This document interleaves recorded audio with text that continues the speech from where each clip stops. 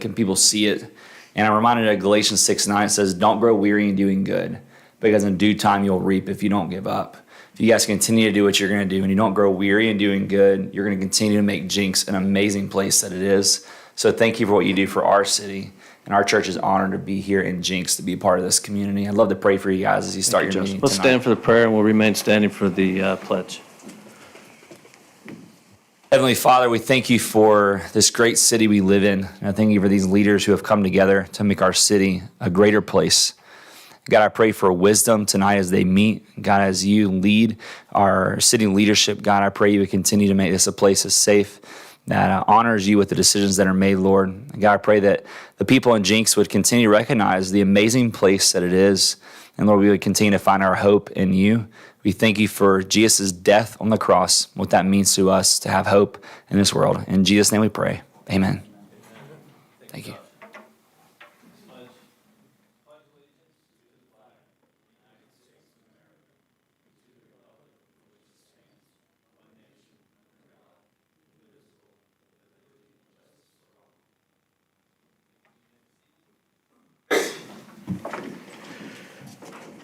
Our first item of business on tonight's agenda is the consent agenda, consideration and appropriate action relating to a request for the approval of the consent agenda. All items listed under consent are considered by the commission to be routine and will be enacted in one motion. Any commissioner may, however, remove an item from the consent agenda by request. A motion to adopt the consent agenda is non-debatable. Looks like we have 4 items on there tonight, A through D. If anyone would like to pull one of those to have further discussion or questions, we can do that. If not, we can entertain item 1 as one motion. I move we approve the consent agenda as presented. I'll second. Brandon, let's vote, please. Wilson? Yes. Boers? Yes. Bowman? Yes. Sellers? Yes. Nixon? Yes. Stevens? Yes. Chair West? Yes. Item 2 is consideration and appropriate action relating to items removed from the consent agenda, which there were none. That item will be pulled. Agenda item number 3 is updates to Chapter 16, Article 7, the sign standards. Mrs. Hilton, do you have a report for that?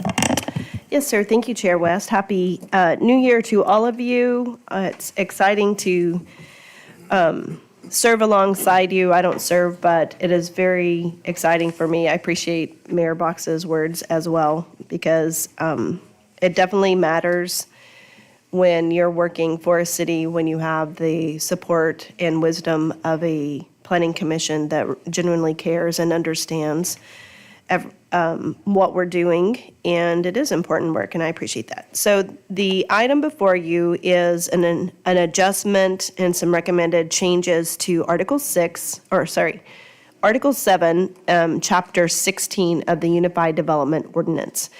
And primarily, we're going to look at the sign standards. We made some changes to Article 3, and that's in a separate staff report. So this is,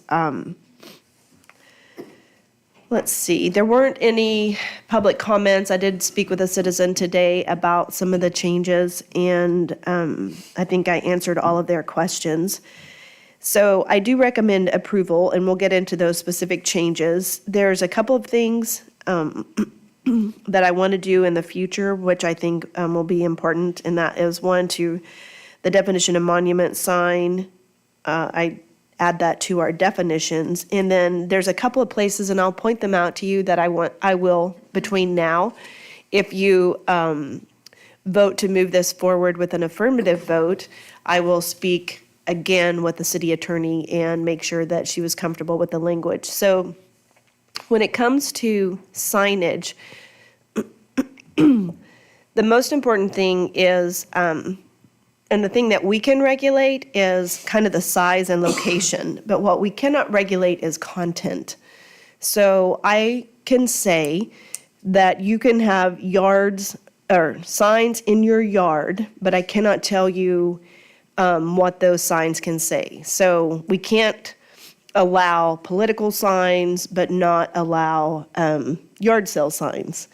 So if you allow one, and then they're equal in the eyes of the law. So if you allow what we have called trash on a stick, or the signs that you see in the right-of-way that you can buy pretty standard. Those signs, currently we don't allow signs in our right-of-way, but if we did, the rule is just that you can put a sign in the right-of-way, and we have rules for how long they can be there, et cetera. So just keeping that in mind as we move forward, what we can control within a municipality is where signs can be located, the size of the signs, and the lighting, the movement of the sign, et cetera. But actual content, we cannot. So I will confirm with the city attorney before there's an actual ordinance. So normally I don't give you so many pictures, but we talked about this last month, and I said I will go back and get some examples for you all, because for Jenks Landing, we made some exceptions for some larger signage. And so this should kind of reflect what we saw and what we approved for Jenks Landing. And originally I had that table still in here, and then I ended up taking it out, and it might have been helpful to have it in here. But we'll just kind of go through these. So I used Memorial, Glenpool, Jenks, and Brookside for some of our samplings. So we talked about last month the difference between a pole sign and a single tenant monument sign and a multi-tenant. So in the very top, you see the Schlotsky sign, Canes, and and Bank First. And then on down, you see Taco Bueno. So every one of those, by our current definitions, would be pole signs. With our amended definitions, if they were to be adopted, the Bank First sign might qualify to be a monument sign, because what we said in Jenks Landing and what we carried over into here was that if the base is X% of the face of the sign, then it could be considered a single tenant instead of a pole sign. But right now, the way it's written, that Bank First sign, you see how it has 2 brick columns? It would still be considered a pole sign as it's written right now, correct. Okay, figure 2, this is also on Memorial, and this was really when you're talking about size and scale, this sign is huge. And if you have ever driven down Memorial, highly likely that you saw it. You can see how much taller it is than the restaurant adjacent to it, the Hideaway Pizza. And I know the angle is a little bit deceptive, but this sign is very tall and very, very wide. So that's an example of a multi-tenant sign. I actually think it's extremely well done. I really like the brick portion, and then they have the little tenant signage on it. I think it looks really nice. And for a sign that size, I don't think you could ask for a much more of a nicer sign. The next one, figure 3. Multi-tenant, so now you can compare figure 2 and figure 3. All day long, I would prefer figure 2, but from a code perspective, figure 2 is probably 10 plus feet taller and probably more than double the width. So you start to see the scale of it. Both of them are on Memorial, very close to each other, but the scale of the 2 signs are dramatically different. Another one on Memorial, on figure 4, beautiful multi-tenant sign. I think it's really well done. It's got some architectural, can you go to the next one, Brandon? It's got some architectural, Brandon, could we do like page width? You know what I'm saying? I think it would be a little bit easier. Here you go. Either way, thank you. So you can see here they have an architectural feature across the top. They've got brick, they've got stucco, and then they have the tenant things around the bottom. The next one, still on that same page, Lifetime Fitness, they actually have landscaping around theirs, which we do require. So if you go down to figure 5, here's another multi-tenant sign. It serves its purpose. I think you can see it well for the traffic that's coming and going. It's not really aesthetically significant, but it serves its purpose. That one, based on code right now, I'd probably have a little bit of a hard time to, I'd probably call it a multi-tenant ground sign, even though there's a space at the bottom. And the reason is because the majority of it is sign versus, we'll call it pole. So that would be the big difference in how I would interpret that. So looking at that OU sign, because I think that clinic's actually being closed, but is that a monument sign? Yeah, that's a single tenant monument sign. Why do you think it's being closed? I- Because it says OU? Well, no. Golly. No, because they're actually closing that clinic on Memorial. And when I saw your picture, I thought, well, that's gonna be something really nice. It's gonna be empty and that big old sign's there. No.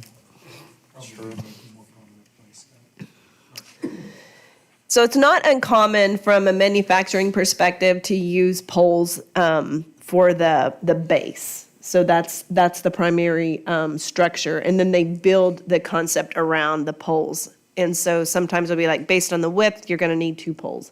This one, I guess because it was so narrow at the bottom and it's not really that wide at the top, it looks like from an engineering perspective, they felt comfortable with 1 pole.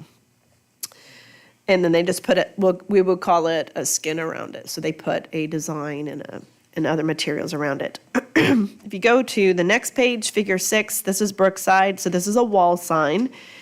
And one of the things that we've talked about is we don't really allow signage above the roof, but I was at a conference and there was a speaker who was like, why not? Why do you planners not let anybody have a sign above the roof? And I'm like, I don't know. Why do we not let anyone? And I think this is a very good example of it's fine. And we do have one at Maggie's, and they went through a process to get that approved. So on Main Street, they have an architectural feature. So the way the code is written right now says if it is part of an architectural feature. So in this case, that wall there is considered an architectural feature and part of the structure of the building, so it's allowed. More signs on Brookside. You can see they have kind of a hodgepodge of signage, and they have some signs that are on top of canopies. They have signs that are they have a lot actually on top of their buildings or their roof lines or et cetera. So that brick town you can see is actually taller than the actual roof. If you go to the next one, also on Brookside, these are what we are calling projecting signs. We have a couple of projecting signs on Main Street, but none of them project, they project out, but none of ours project above the roof line. I think that there's no reason to really restrict that. I don't see any reason why we would. I like them. I think that it's interesting when it comes to signage, but these are actually cool signs too. They're neon, so they look nice. The next one is our own entrance at the City of Jenks. We have the lighthouse on the left, and then we have the strip center on the right. And primarily, they have, bless you, they have wall signs mostly. The next one is also on Main Street in Jenks.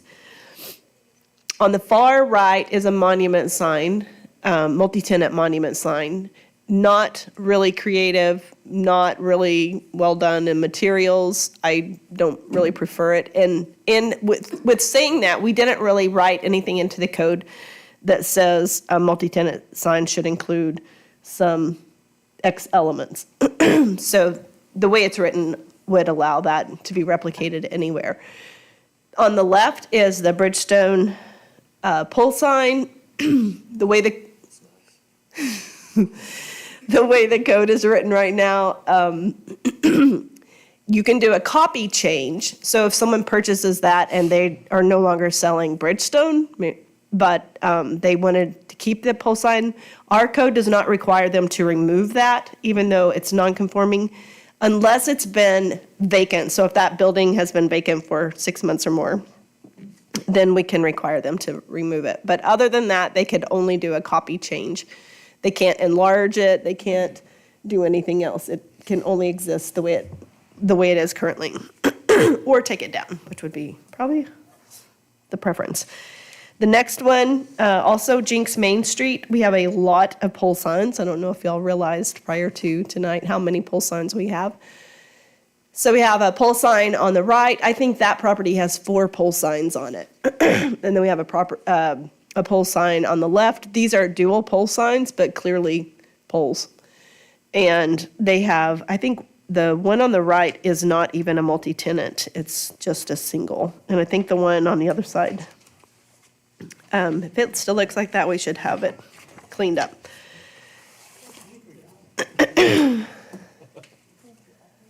Well, y'all said you needed examples. Craig's like, I already know. Okay, are there any questions? Got it? What code does the banner fall under as you drive into town? That one is a temporary special events banner. Welcome, happy So New those Year. are allowed, I guess, without any kind of, Through a special event permit. but it's up there all the time, isn't it? No, Do they bring it down in between events? Okay. yep. I guess it's missing in that one, huh? And I did a lot of research for y'all. It's really sad. I Mark, can't- and Marseille, Didn't take pictures of mine. when we had that crew come in and do all that work on, they showed us the Rose District, what it looked like. Yes. And of course, they showed us Brookside, which, Yes. so how does, knowing where we feel we're going Yes. with their recommendations, how does this signage fit into the long-term look that we're trying to create? So that is a great question. And when the downtown master plan is complete, there will be design standards. And so I think it's within those design standards, at least for Main Street, where I think that we can add some. Right now, monument signs would not be allowed moving forward. Pole signs are not allowed already. And I think monument signs are not allowed either. The only thing that you can do, and you see it sometimes, especially when a property transitions from residential to commercial, a lot of times they'll have a post sign. So, and that is allowed in the downtown.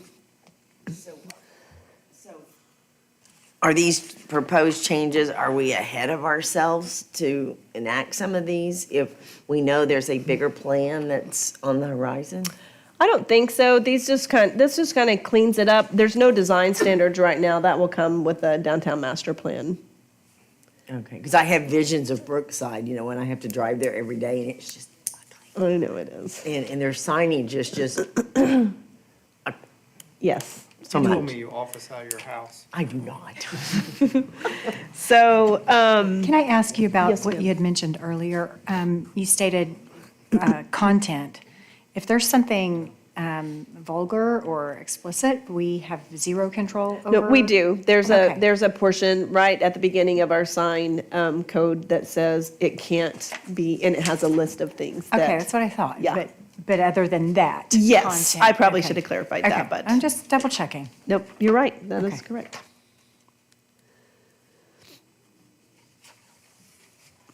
So when you get into the actual code, I tried to highlight everything in yellow that we were looking at adjusting. And I did allow for, we talked about how a lot of the signs on Main Street are non-conforming and, or they didn't get a sign permit. And in other parts of town, it happens as well.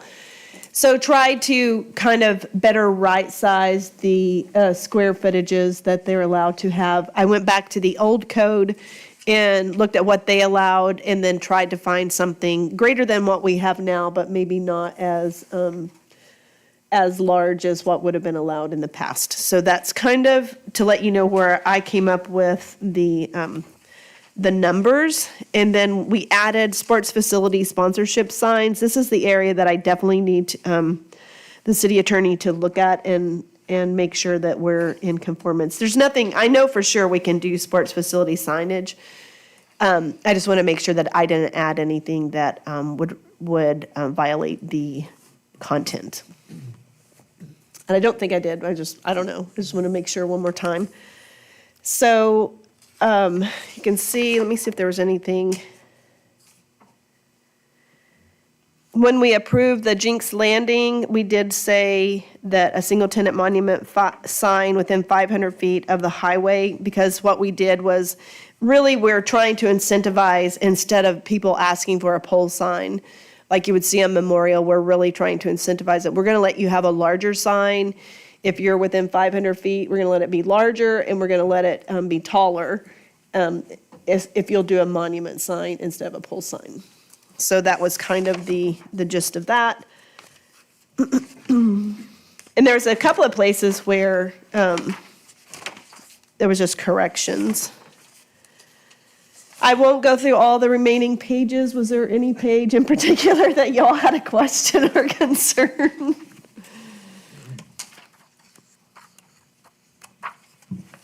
Did I hear you say that pole signs on Main Street are now, existing pole signs would be non-conforming? They already were since we updated the UDO in 2020. We have not allowed pole signs since then. And if the business has been vacant, they can come down? So on page 37, the O'Reilly sign that doesn't have a sign on it could come down? Yeah. And what about KFC? That one With the should new be coming business. down, I'm pretty sure, with the new business. I'm Good. pretty sure they said it was coming down. Okay. Thank you. Oh, man.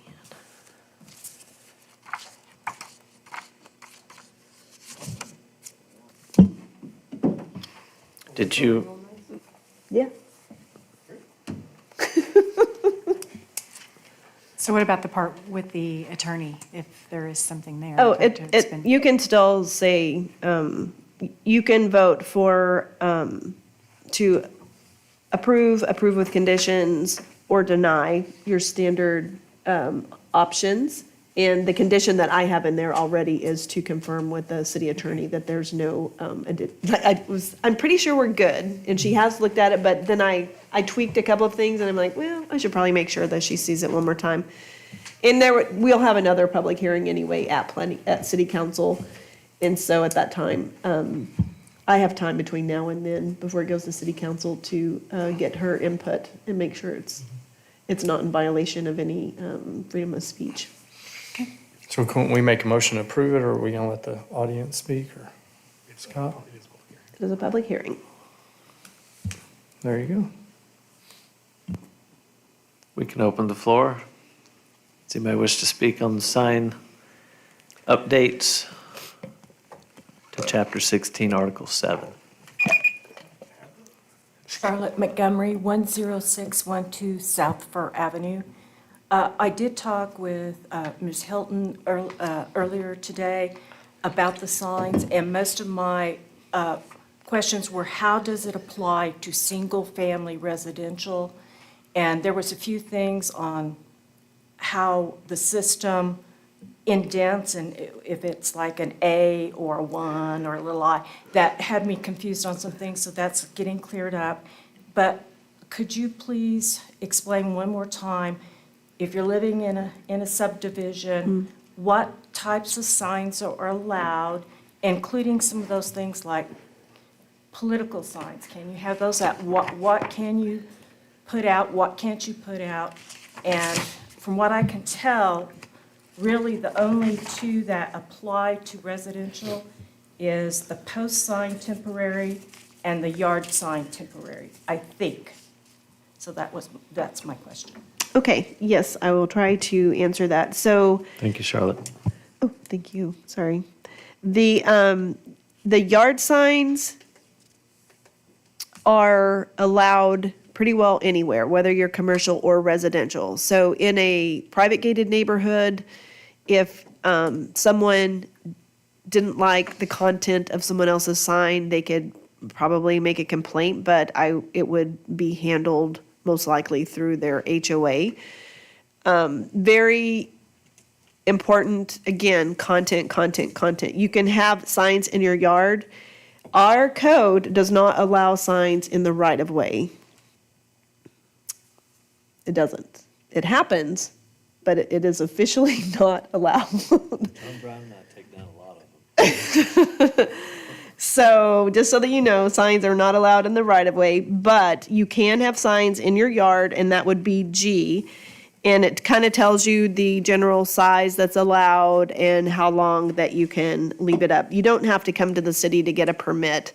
Basically, what would happen is, if I live by one of you and you're constantly putting up a sign and it just pretty much never goes away, I can call the city and they can open a code enforcement case, and I'll be like, well, we've come by 3 times, your sign's been out, your yard sign's been out now for 6 weeks, and the code says it can't be out for 6 weeks, and you'd have to take it down, even though it's in your yard. Or garage sale signs, people who put the address and then they never pick up their yard sale signs, that would be an issue. So these parents that have the home of a proud Trojan. I think that's where we said years ago when we first did this, is that you could have multiples for a period of time. And I think that was what I was thinking exactly, like proud Trojan or happy birthday or happy anniversary. And unless someone complains, no one's going to go in up by your house and take down your yard signs. But you could if someone kept, it's happy birthday, but now it's been 6 weeks and it's just Hap Earth Day or something, and you're done seeing it, then you can call the city and open a code complaint and they can take it down. The post signs would apply. And then I think the monument signs for the beginning of the subdivision would be relevant.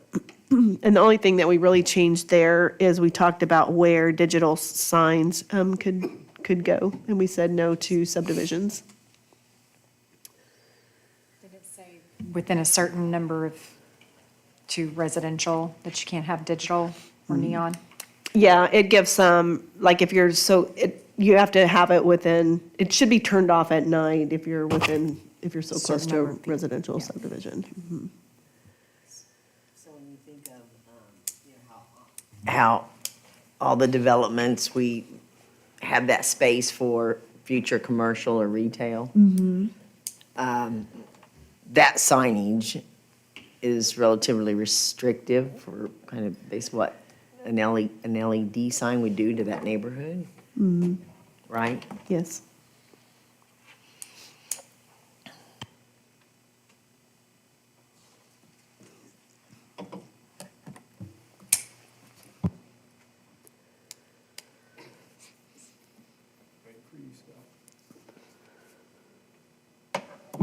Any other questions? Right, is there a motion on agenda item 3? I make a motion to approve agenda item 3, updates to chapter 16, article 7, sign standards. I'll second. Brandon's vote, please. Wilson, Yes. Bors, Yes. Bowman, Yes. Sellers. Yes. Nixon, Yes. Stevens. Yes. Chair West. Yes. Agenda item 4 is updates to chapter 16, article 3, base district specific standards, article 5, use specific standards, and article 11, definitions to update food truck regulations. Thank you, Chair West. This one is really cleaning up our code to match the recently adopted state statute. It was called the Freedom, we have the thing in here, the Food Truck Freedom Act. And basically, the Food Truck Freedom Act says you can't differentiate between a restaurant on wheels or brick and mortar. And so we basically removed food trucks from our code. We did speak on the phone, Ms. Montgomery, myself, and we talked about residential neighborhoods. And because the new state statute says you can go anywhere a restaurant could go. Well, a restaurant could not go in your residential subdivision.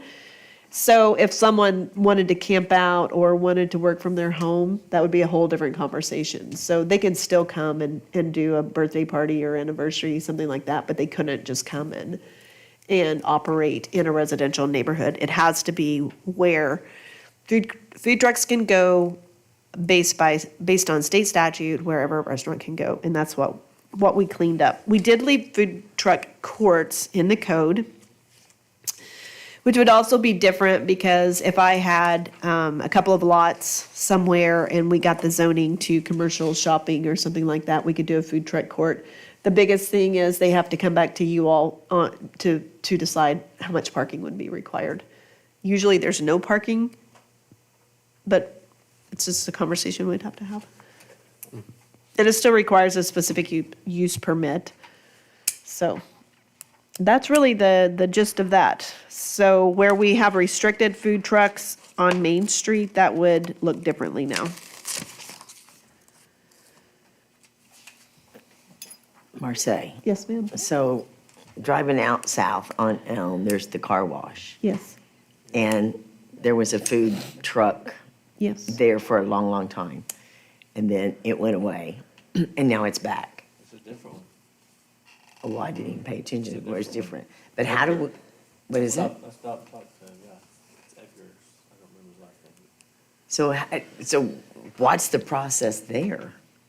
Whatever what the would- state allows. If their zoning would allow for a restaurant, so, and I think that one is commercial shopping. I'm not 100% positive, but I'm pretty sure their zoning is commercial shopping. So you can have a restaurant by right, which means if you own a property that's commercial shopping and you wanted to build something on it, then you just submit a building permit. We'd go through the site plan process. It never comes to planning commission. It never comes to city council. They are allowed by right. So any place that a restaurant is allowed by right, a food truck is now allowed by right per state statute. And we chose to not regulate any part of it. We have the possibility that we could see more food trucks parked beside an already established business, is what you're saying? Mm-hmm. Okay. They would need permission, obviously, from the property owner. Right. They can't just post up on any random lot and say, no, I have a right to be here. Can you clarify, though? I thought at one point you said they still had to go through the permit process. You're saying they no longer have to go through the permit That is process, though? correct. There is no According to process. state statute, they would Yes. not have to go through. It allows us to regulate. We chose not to regulate any of it. So, and all we would regulate is where they are on the lot. We wouldn't be able to say, yes, you can go there, or no, you can't go there. We would just be able to say, well, we want you to be over on the west side of the building instead of right there.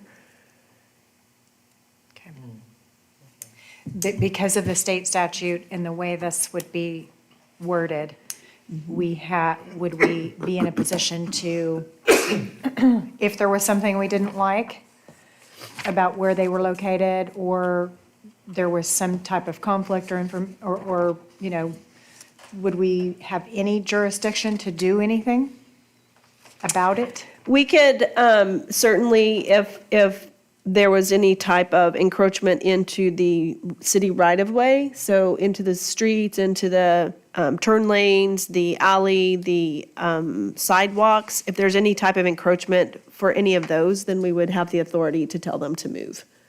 What about the number of trucks in a specific location? I mean, you know, if you have a, like that, would, and maybe I missed it, is there a limitation on the state statute? Could there be 15 trucks there tomorrow if they wanted to be?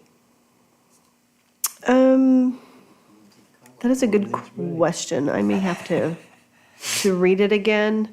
I mean, and that's where I'm going with it. Yeah. If there isn't anything there, then do we have any jurisdiction through our, Trying to see if Forgive me, there's it's been a couple anything. of weeks since I've read this, but Me my too. recollection, It's like, I don't the remember. state statute very clearly defines what the city can and cannot do, like expressly states that, and pretty much any limitation on anything is out the door.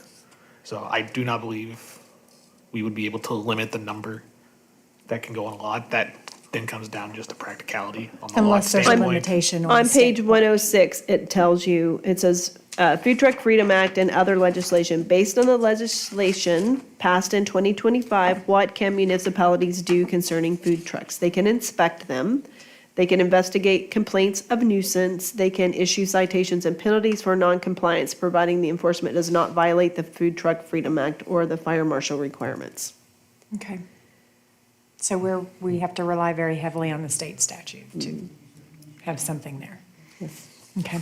And I will say, one of the reasons we chose not to require any permitting or anything is because they have to still get a permit through the health department. So And it seemed kind of redundant.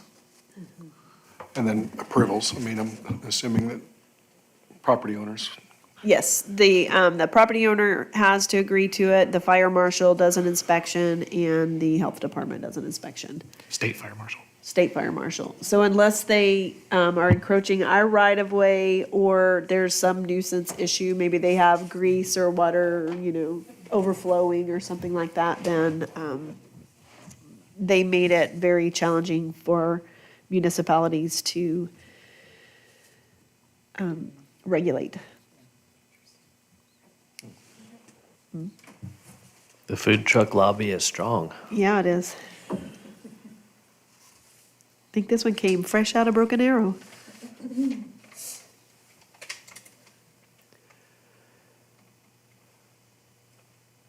We'll go ahead and open the floor. Does anyone wish to speak on item number 4?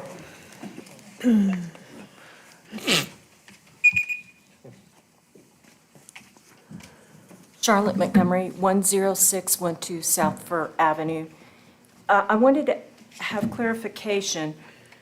The food truck has to be on the property, because the example I always think of is Maggie's and how they had the barbecue place. That was parked on the public street. Correct. So it has to be, the food truck has to be Private. physically on the property. Okay. Yes.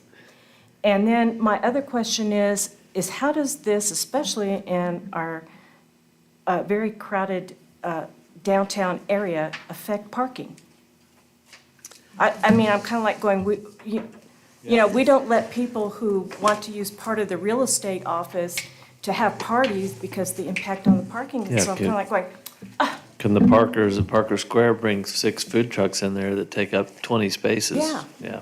so That's all private parking. So it's like everybody for themselves? I mean, I'm kind of like going, why do we, now this impacts all the parking. Yeah, How not you not look all at of it, but the parking. private parking it would. Yes. Yeah. Yes. So, Unintended yeah, consequences. yep, that's. I would think downtown it wouldn't be an issue because that would be on city street. If it's on- Right. They would not be allowed in our right-of-way or on our property without permission. So even to use the commons would require them to have approval from the city through a permit process. What about the parking behind the buildings downtown? If it is private property, and many of them are not the full 120 feet, some of the buildings are only 60 feet, they could have a food truck in the rear on their private property. And I think that's what she's saying. So if we had a food truck on that, or that restaurant, Jenks Restaurant with the old Mexican restaurant, Sure. if they had a food truck right there, everybody's going to use the city public parking, which then takes away from Jenks City Hall and all the places right around there. So, And I'm going back again to that situation with the woman who had the real estate office that wanted to have birthday parties. And we said, no, you had to get agreement from all the other people. And I'm kind of going, well, this sure throws a wrench. it does, that throws that completely out. It does. I mean, you can reframe it with the idea that, oh, woohoo, we'll get more sales tax and that there'll be more people coming downtown to their favorite food truck. This has been in, was it November it went into effect? Yes. And I don't think we've really seen an uptick. So, But in reality, we really don't have a choice. What we're doing Yeah. is saying that we Yeah. aren't going to put any additional restrictions on per se, but we don't have a choice as to whether they do that now or not, because it falls within state statute. right, so on page 104, it does say what we can do. So we could require, based on the legislation, municipalities can issue permits. You can require fees for administrative cost. You can require copies of their health department permits, require location information concerning where the food truck will be operating. And then it has some subs underneath there. If operating on city property, which ours, you can't because we wouldn't allow it. Obtain information on what kind of food product will be produced and require the fire marshal inspection information It required the permit and has passed an annual inspection from the Oklahoma Liquefied Petroleum Gas Administration. And I don't think there's more. I guess I'm not understanding what the permit, if we said, yes, we want to do permits, what would be the purpose of the permit if you, right, and I understand, yeah.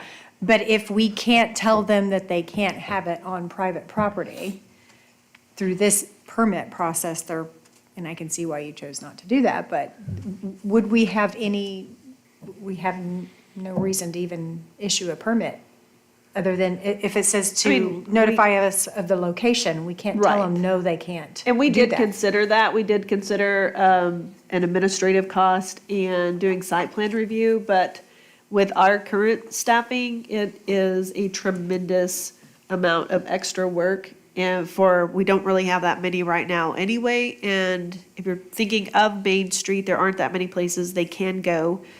So until it's a problem, we chose, staff did not recommend to require a fee. I mean, you could put a hefty fee on it maybe, and that might. Well, I mean, I understand why you didn't, I mean, the staff, the manpower to do it, but even if you did, you couldn't tell them no through the permit process. Right, we would just be collecting money and. Right, so it's just collecting money and have the manpower to pay to do it as well. So Does it have to be you still can't limit to Charlotte's point. Correct.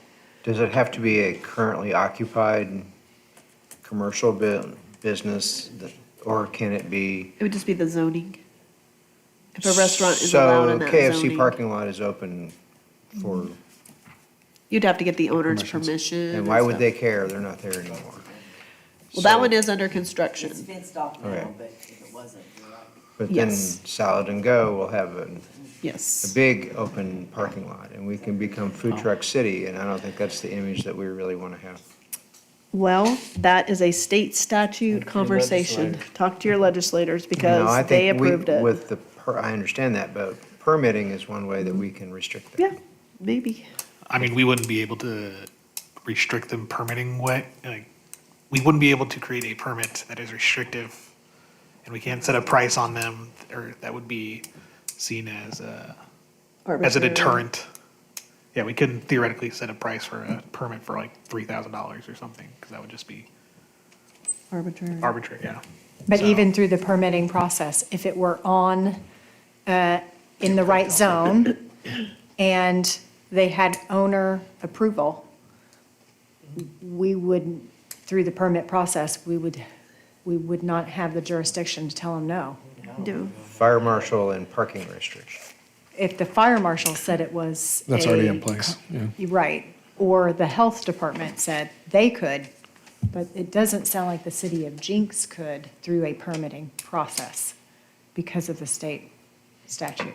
And I don't think the state statute would address that a food truck is not having people pull in to stay to eat, right? So I can go up to the window, get my food, get back in my car and go, so I wouldn't, if I was the food truck owner, I'm not gonna be held to how many parking spaces. That's where the fire marshal comes in, because if it's a fire a hazard to where they can't get emergency vehicles, then somebody would just have to alert the fire marshal. That's what it And I boils down don't to. think, And you can make a code complaint and we can investigate it, because there don't- might be an issue. I don't think just because we have closed restaurants that all of a sudden all the food trucks in the area is just gonna start camping out. I mean, they may or may not care, but I mean, they can still allow it per the new state regulations. So, I mean, it's still gonna be limited, and they can't have over a certain amount per fire marshal. So, I mean, it's still gonna be overseen. I mean, it's not like it's just a Wild West thing where they can just go in and start parking.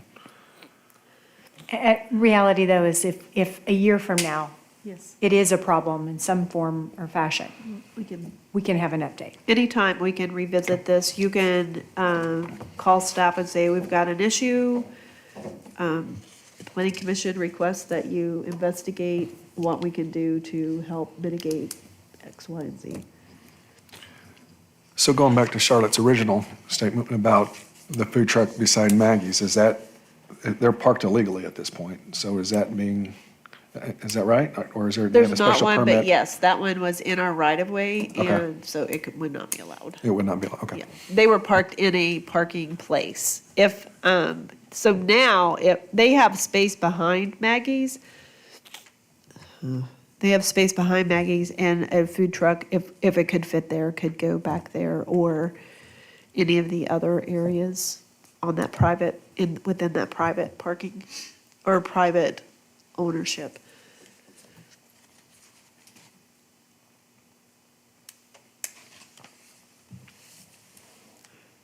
Shocking, I know.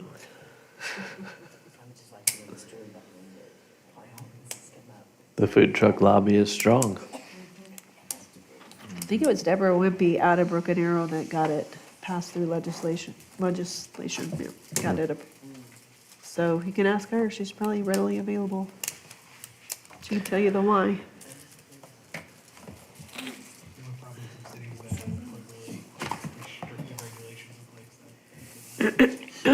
All righty. Is there a motion on item 4? I'd like to make a motion on item 4, to approve updates to Chapter 16, Article 3, Base District Specific Standards, Article 5. I'll second that. So the entirety of item 5. Yes, thank you. The Okay. entirety of item 5, or 4. Yes. 4. Yes. Sorry. Gina, need your second? I did. Okay. I'm confused. Wilson, Yes. Boris, Yes. Bowman. He's not here. Sellers, Yes. Nixon, Yes. Stevens. Yes. Chair West. Yes. Under other business, any planning updates? We met with, in regards to the downtown master plan, we're still plugging away on that. And we met, myself and Anthony Miave, the architect with Beck Design, met with the garden club and talked about the pots and the plants on Main Street. And moving forward, the city manager is, really focused on making sure that our Main Street is attractive. And even in this interim between final adoption of the plan and implementation of the plan, really making sure that it's lovely to visit, it's lovely to live here, and making sure that our flower beds are full and vibrant. And so we're coordinating with Public Works.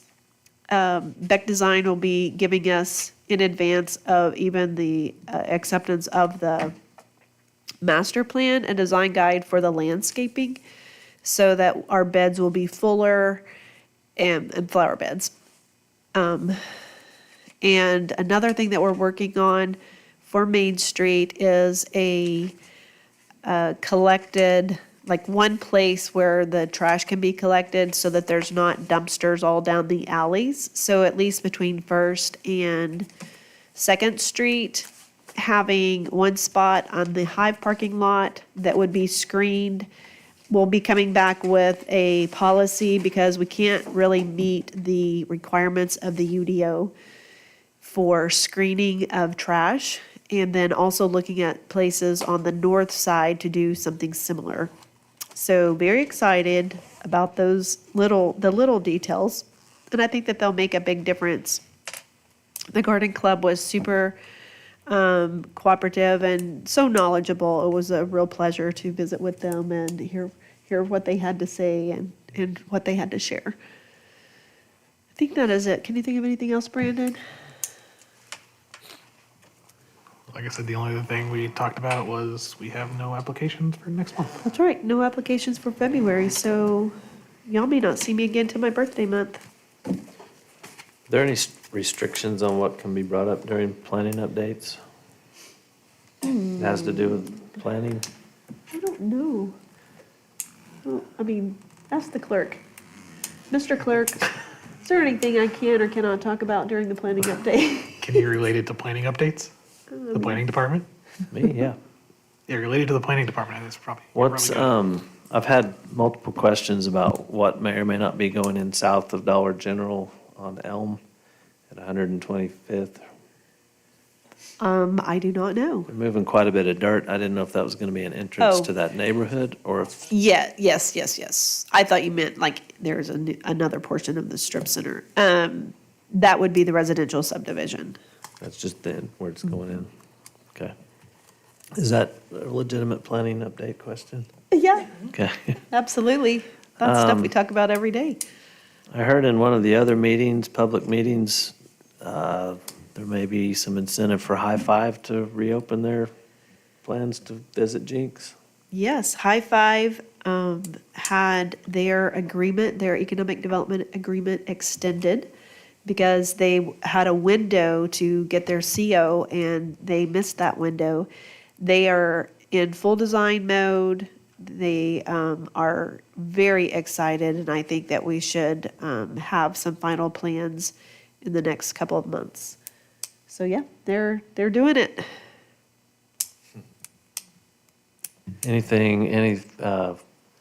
The food court was in a real hurry to get things done, and then they got it done, and nothing's happened there. Did you hear from them? I have not heard anything from them. Okay. Okay, that's all I had.